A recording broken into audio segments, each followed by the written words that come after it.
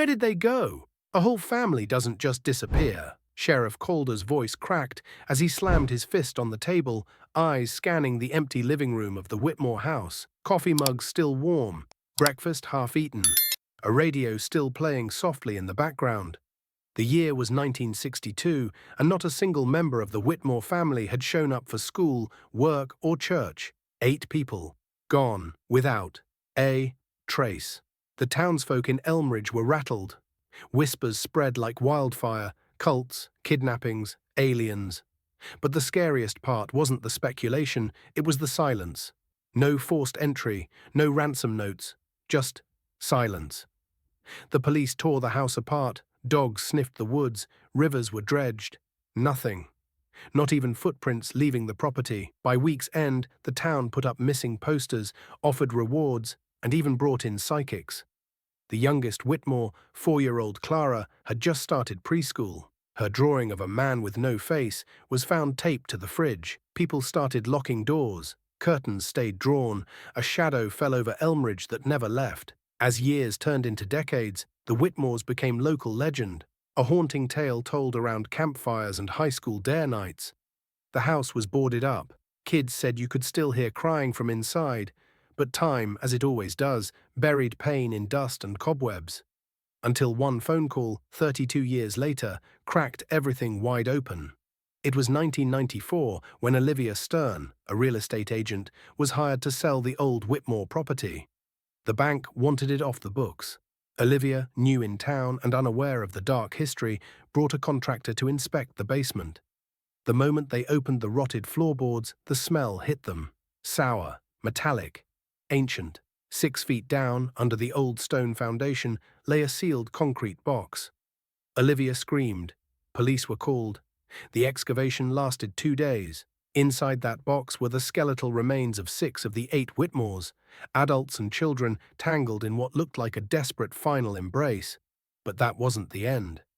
The 2 eldest Whitmore sons, Daniel and Michael, were missing from the grave, and what they found next made the town gasp.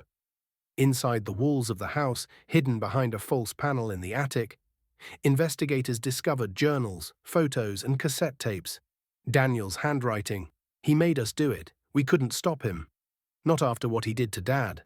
The tapes revealed a horror that twisted stomachs.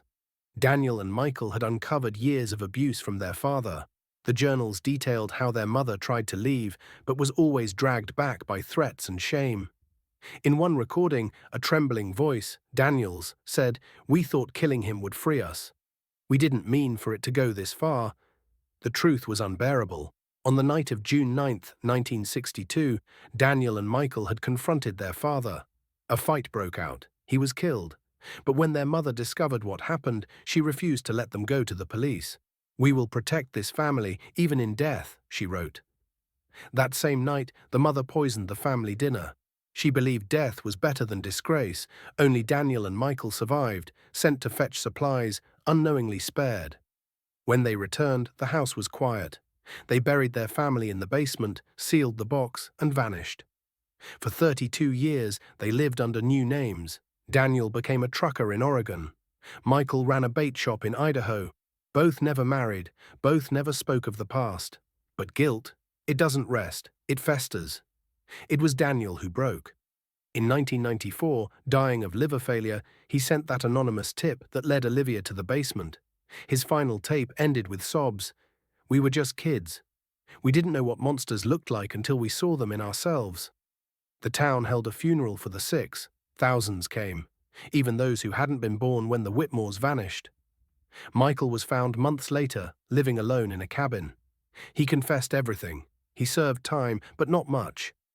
The court ruled it a case of trauma, youth, and survival. Now, where the house once stood, there's a small park. A statue of a mother and child sits in the middle, her arms outstretched, not in welcome, but in warning. Because this story isn't just about a family lost, it's about how silence can rot a home from within. How shame can kill more surely than poison. And how secrets, no matter how deeply buried, always claw their way back to the light. Before we end this story, let us know in the comment, where are you watching from? If this story touched you, subscribe to the channel and hit that like button and drop a karma in the comments below.